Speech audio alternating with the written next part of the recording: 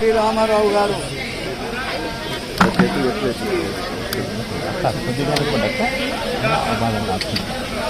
30 సంవత్సరాలైనా 60 సంవత్సరాలైనా 100 సంవత్సరాలైనా ఆయన జనంలో జీవించే ఉంటాడని చెప్పడానికి ఇవాళ అనేక తార్కాణాలు ఇవాళ మన ముందున్నాయి.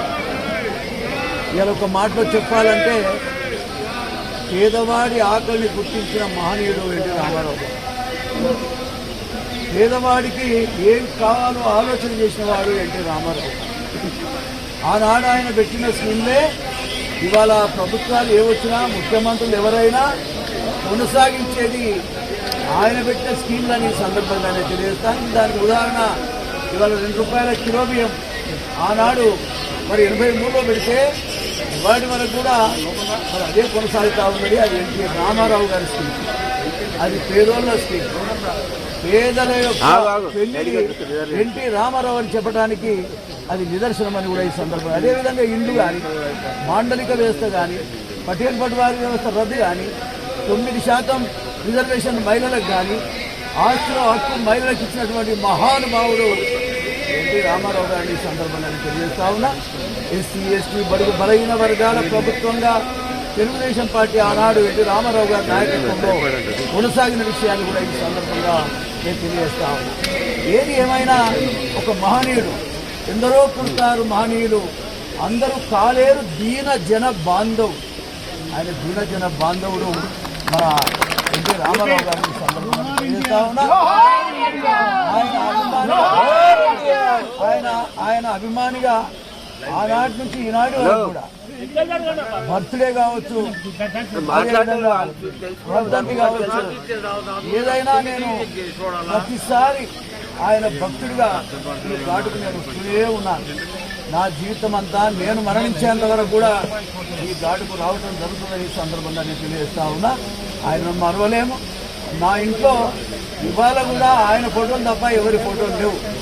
కారణం ఏమిటంటే గుర్తించినోడు ఆయన, పేదలను గుర్తించిన, పేదల నాయకత్వాన్ని గుర్తించినోడు ఆయన. ఎస్సీలకు కానీ ఎస్టీలకు కానీ బడుగు బలహీన వర్గాలకు చదువుకున్న వాడికి ఒక పైసా లేకపోయినా ఎమ్మెల్యేలుగా, ఎంపీలుగా, అదేవిధంగా మంత్రులుగా చేసినటువంటి మహానుభావుడు ఎన్టీ రామారావు గారిని ఈ సందర్భంగా నేను తెలియజేస్తా ఉన్నా. నేనే చెప్తా ఉన్నా, మరి ఆనాడు కాలేజీ నుంచి డైరెక్ట్గా ఉస్మానియా నుంచి అసెంబ్లీకి వచ్చినటువంటి పరిస్థితి నాది.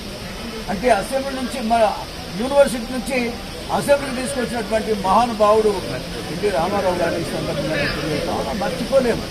నా మ్యారేజ్ అయితే మ్యారేజీ ముహూర్తం కూడా ఆయన చేయితో పెట్టినటువంటి పరిస్థితిని కూడా ఈ సందర్భంగా నేను తెలియజేస్తా ఉన్నా. మ్యారేజ్కి రావటం, మ్యారేజ్ డిన్నర్ ఇవ్వటం, నాకు మరి ఒక దళితుడిగా ఎంతో గౌరవించినటువంటి ఆ మహానుభావుని మరువలేనని కూడా ఈ సందర్భంగా నేను తెలియజేస్తా ఉన్నా. దళితులంతా, బడుగు బలహీన వర్గాలంతా గ్రామాలలో ఇప్పటికీ ఆయన భక్తులు ఎంతో వేల మంది, లక్షల మంది ఈనాడు ఉన్నటువంటి విషయాన్ని కూడా ఈ సందర్భంగా నేను తెలియజేస్తాను. ఎన్టీ రామారావు గారిని ఎవరు మర్చిపోలేరని కూడా మరొకసారి ఈ సందర్భంగా నేను తెలియజేస్తూ, వాస్తవంగా ఆయనే దేవుడు, ఏదోని గుర్తించినోడే దేవుడు, ఆయనే ఎన్టీ రామారావు గారిని మరొకసారి ఈ సందర్భంగా తెలియజేస్తాం. నమస్కారం. జోహార్ ఎన్టీఆర్, ఎన్టీఆర్, ఎన్టీఆర్, ఎన్టీఆర్. మాట్లాడుతూ మైకిల్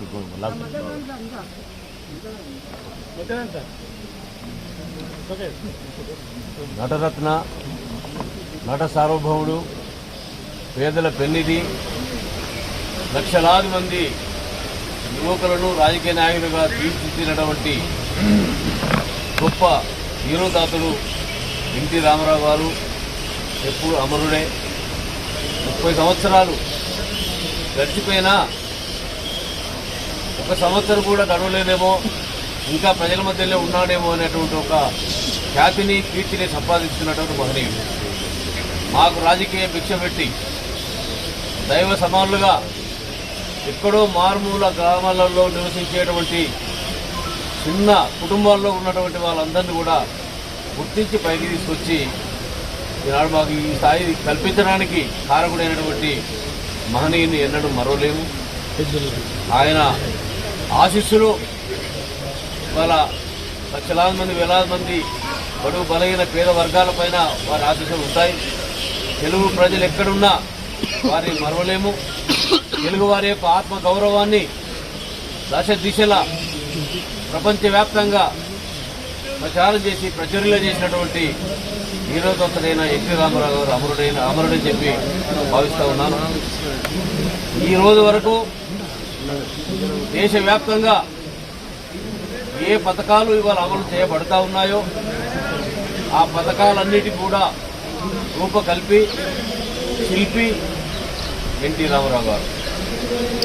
అలాంటి గొప్ప నాయకుడి నాయకత్వంలో రాజకీయ రంగ ప్రవేశం చేసి 1982లో ఈనాటి వరకు కూడా ఒక రాజకీయ నాయకులుగా గుర్తింపు మాకు వచ్చిందంటే, ఒక గౌరవం మర్యాద ప్రతిష్ట ఇవాళ సమాజంలో మాకు ఉంది అంటే అది వారి యొక్క ఔన్నత్యం, వారి గొప్పతనం, వారి దురదృష్టం అని చెప్పి చెప్పక తప్పదు. ఏదేమైనప్పటికీ కూడా వారిని ఆదర్శంగా తీసుకోవాలి. వారి మార్గదర్శనంలో వారి నీతికి పెద్దపీట వేసింది. నీతి నిజాయితీ అంటే వారికి ప్రాణం. ఇవాళ అది కనపడడం లేదు. అవినీతిమయమైనటువంటి సమాజంలో నీతివంతమైనటువంటి పాలనకు మళ్ళీ శ్రీకారం చుట్టవలసిన అవసరం ఉంది. యువకులంతా చైతన్యవంతం కావాల్సిన అవసరం ఉంది. డబ్బు లేకుండా రాజకీయాలు లేవు అనేటువంటి ఈ పరిస్థితి ఉందో ఇది పోవాలి.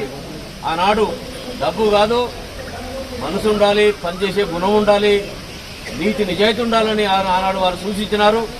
ఆ మార్గదర్శనంలో మేమంతా పనిచేసినాం. ఇవాళ దూరంగా రాజకీయాలకు ఉండాలనే భయం కలుగుతూ ఉంది. ఎందుకంటే ఆ డబ్బు ప్రభావం ఆ విధంగా ఉంది. దాన్ని తగ్గించాల్సిన అవసరం ఉంది.